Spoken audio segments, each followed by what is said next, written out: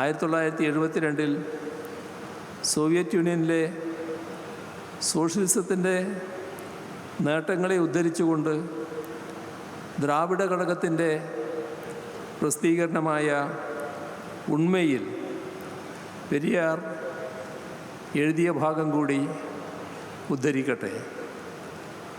Socialist രാജ്യത്തിൽ ഒരു മനുഷ്യനെയും ഉന്നതനായോ താഴ്ന്നവനായോ കരുതുന്നില്ല. ശ്രേഷ്ഠനുമില്ല, നികൃഷ്ടനുമില്ല.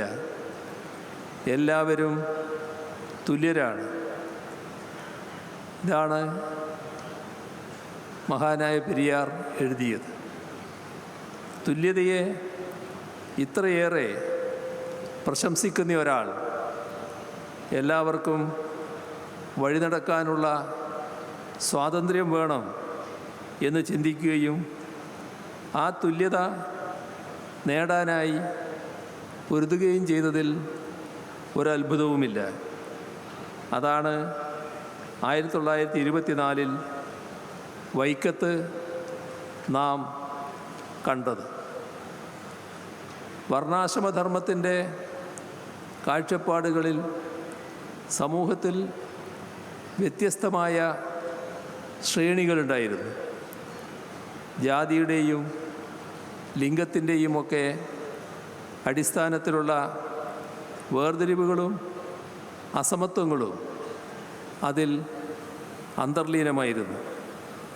അതുകൊണ്ട് തന്നെ ആർക്കെല്ലാമാണ് ആരാധനാലയങ്ങളിൽ പ്രവേശിക്കാവുന്നത് എന്നും ആർക്കെല്ലാമാണ് വഴി നടക്കാൻ സ്വാതന്ത്ര്യം ഉണ്ടാവേണ്ടതെന്നും ഒക്കെയുള്ള വ്യവസ്ഥകൾ അതിൻ്റെ ഭാഗമായി ഉണ്ടായിരുന്നു. അത്തരം വ്യവസ്ഥകൾക്ക് എതിരായുള്ള സമരമായാണ് വൈക്കം സത്യാഗ്രഹത്തെ കാണാൻ കഴിയുന്നത്. പ്രത്യയശാസ്ത്രങ്ങളും നിയമവും ധർമ്മവും എല്ലാം കാലത്തിനനുസൃതമായി നവീകരിക്കപ്പെടണം എന്ന കാഴ്ചപ്പാടായിരുന്നു പെരിയാറിനുണ്ടായിരുന്നത്. ഇന്നത്തെ ധർമ്മം നാളത്തെ അധർമ്മമായിരിക്കും എന്ന് പെരിയാർ കുടിയരസുവിൽ എഴുതിയിട്ടുണ്ട്. അതുകൊണ്ട് തന്നെ പെരിയാർ മുന്നോട്ട് വെച്ച കാഴ്ചപ്പാട് സമധർമ്മം എന്നതായിരുന്നു. ധർമ്മത്തിൻ്റെ കാലാനുസൃതമായ നവീകരണത്തിനുള്ള ഉപാധിയായാണ് പെരിയാർ സമധർമ്മം എന്ന കാഴ്ചപ്പാടിനെ വിവക്ഷിച്ചത്. അതിൻ പ്രകാരം സ്വാഭിമാനവും സ്വാതന്ത്ര്യവും സമത്വവും ഒക്കെ ജാതി നിരപേക്ഷമായി ഓരോ വ്യക്തിക്കും അവകാശപ്പെട്ടതായിരുന്നു.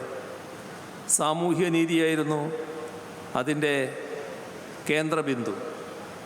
സാമൂഹ്യ ശ്രേണികൾ ഇല്ലാതാകുന്നതും തുല്യതയും നീതിയും സംജാതമാകുന്നതുമായ അവസ്ഥയാണ് സമധർമ്മം എന്നതുകൊണ്ട് താൻ ഉദ്ദേശിക്കുന്നത് എന്ന് പെരിയാർ പ്രസംഗിച്ചിട്ടുണ്ട്. അത്തരമൊരു കാഴ്ചപ്പാട് മുൻനിർത്തിക്കൊണ്ട് തന്നെയാണ് പെരിയാർ വൈക്കത്തെ സമരത്തിൻ്റെ ഭാഗമായത് എന്നതിൽ ഒരു സംശയവുമില്ല.